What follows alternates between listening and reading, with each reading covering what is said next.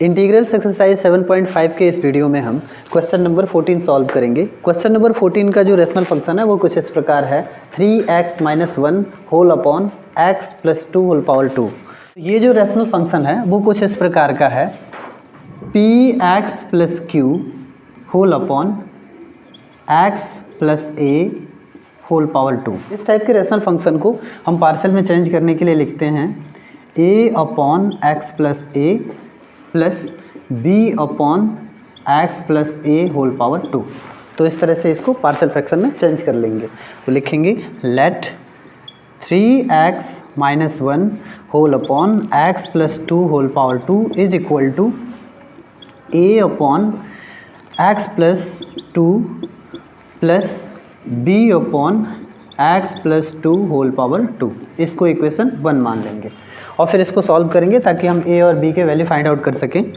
तो लिखेंगे और 3x - 1 whole upon x + 2 whole power 2 is equal to, इन दोनों का जो एलसीएम होगा इन दोनों के डिनोमिनेटर का वो होगा x + 2 होल पावर 2। इसका इससे डिवाइड करेंगे तो x + 2 से x + 2 कैंसिल हो जाएगा। यहाँ 2 टाइम है, यहाँ 1 टाइम है, तो 1 टाइम बच जाएगा। तो फिर जितना बचेगा या जो क्वोटिएंट आएगा इसको इससे डिवाइड करने के बाद उसका a से मल्टीप्लाई कर लेंगे। तो a से मल्टीप्लाई करेंगे तो x + 2 होगा, क्योंकि यहाँ x + 2 आफ्टर डिवीजन प्रोसेस हमें मिल जाएगा क्वोटिएंट के रूप में। अब यहाँ प्लस होगा, इसका इससे फिर से डिवाइड करेंगे, सेम प्रक्रिया इसके साथ भी करेंगे। इसका इससे डिवाइड करेंगे तो x + 2 होल पावर 2 से x + 2 होल पावर 2 कैंसिल हो जाएगा और बचेगा कितना 1 का b से मल्टीप्लाई करेंगे, 1 टाइम में मतलब कैंसिल होगा, तो b से मल्टीप्लाई करेंगे तो यहाँ b मिल जाएगा। आगे अब इसको सॉल्व करेंगे, a से x का मल्टीप्लाई करेंगे ax होगा प्लस 2a होगा, a का 2 से मल्टीप्लाई करेंगे तो, और प्लस b और होल अपॉन होगा x + 2 होल पावर 2। अब चूँकि दोनों ही पक्षों के डिनोमिनेटर सेम हैं, दोनों ही साइड के डिनोमिनेटर सेम हैं, इसलिए हम डिनोमिनेटर से डिनोमिनेटर को कैंसिल कर लेंगे और हमें मिल जाएगा 3x - 1 is equal to ax + 2a + b। अब हम दोनों पक्षों की तुलना करेंगे एक दूसरे से। तो लिखेंगे on comparing by coefficient of x of the both side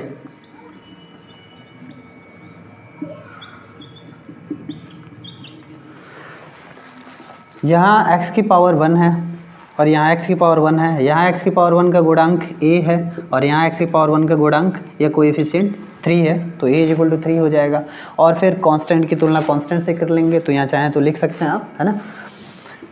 लिखेंगे 2a + b is equal to -1, क्योंकि यहाँ कोएफिशिएंट 2a + b है और यहाँ कोएफिशिएंट -1 है इस साइड में। अब इन दोनों को सॉल्व करेंगे, दोनों इक्वेशन को सॉल्व क्या करना है, यहाँ a का वैल्यू हमें मिल चुका है, इस a के वैल्यू को यहाँ पुट कर लेंगे जिससे हमें b का वैल्यू मिल जाएगा।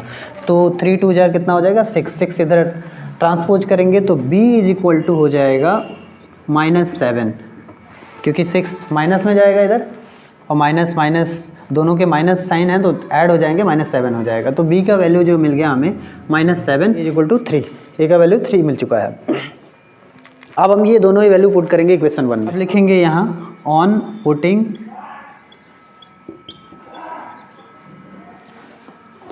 a = 3 and b = -7 into equation 1 we get a और b के मान समीकरण 1 में रखने पे हमें जो मिलता है वो कुछ इस प्रकार होगा 3x - 1 whole upon x + 2 whole power 2 is equal to 3 upon x + 2 -7 upon x + 2 whole power 2। क्योंकि b का वैल्यू माइनस में है तो यहाँ फिर माइनस लिख लेंगे। अब हम इसके दोनोपक्षों का इंटीग्रल फाइंड आउट करेंगे x के रिस्पेक्ट में। लिखेंगे on taking integral with respect to x of the both side,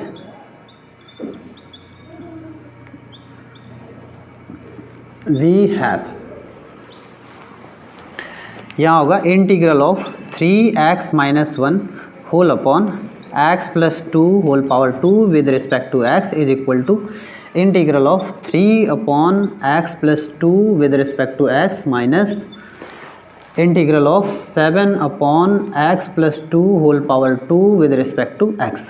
अब इसका इंटीग्रल फाइंड आउट करेंगे। 3 कांस्टेंट है, ये गुणांक के रूप में बाहर आ जाएगा और यहाँ होगा integral of 1 by x plus 2 with respect to x. 3 को बाहर करने पर गुणे में यहाँ 1 लिख सकते हैं, जिसकी वजह से 1 बाई एक्स प्लस 2 होगा और उसका इंटीग्रल एक्स के रिस्पेक्ट में फाइंड आउट करना है। तो हम ये जानते हैं उसका इंटीग्रल होता है लॉग एक्स प्लस 2, माइनस है तो माइनस, फिर यहाँ 7 को बाहर ले लेंगे। इस तरह के फंक्शन का मैंने इंटीग्रल फाइंड आउट करना आपको बताया है। अगर integral of 1 by x plus या माइनस ए हो, होल पावर 2 हो, विद रिस्पेक्ट टू एक्स हो, तो हम लिखते हैं -1 अपॉन एक्स प्लस माइनस ए, इतना होता है और प्लस आप इंटीग्रल कांस्टेंट लिख सकते हैं। तो यहाँ हम ये भी कुछ इसी प्रकार होगा। 7 को अगर इधर कर ले तो 1 by x plus 2 whole power 2 है। इस फॉर्मूले के बेस पे अगर इसको सॉल्व करें तो यहाँ हम लिख सकते हैं -1 अपॉन एक्स प्लस 2 और इन दोनों के लिए इंटीग्रल कांस्टेंट यहाँ लिख देते हैं c। अब यहाँ लिख सकते हैं 3 log mod x plus 2 minus minus minus क्या हो जाएगा प्लस 7 अपॉन एक्स प्लस 2 और प्लस इंटीग्रल कांस्टेंट c। तो ये इंटीग्रल वैल्यू हुआ दिए गए रैशनल फंक्शन का एक्स के रिस्पेक्ट में।